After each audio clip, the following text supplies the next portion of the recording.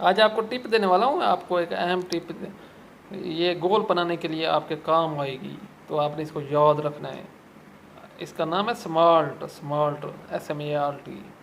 इसका मतलब होता है स्पेसिफिक। एम जो होता है मेजरेबल। ठीक है। अब आपने जो गोल बनाने हैं उनके लिए मेजरेबल। ए से होता है अचीवेबल, आर से होता है रेलेवेंट, और टी से होता है टाइम बाउंड।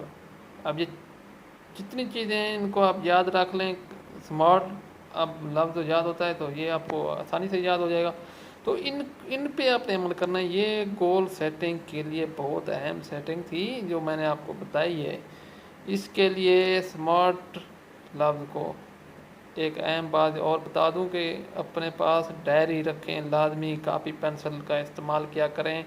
अगर नहीं करते तो मोबाइल पे लिख लिया करें। ये चीज़ें नोट कर लिया करें, ये आपको बहुत फ़ायदा देंगी।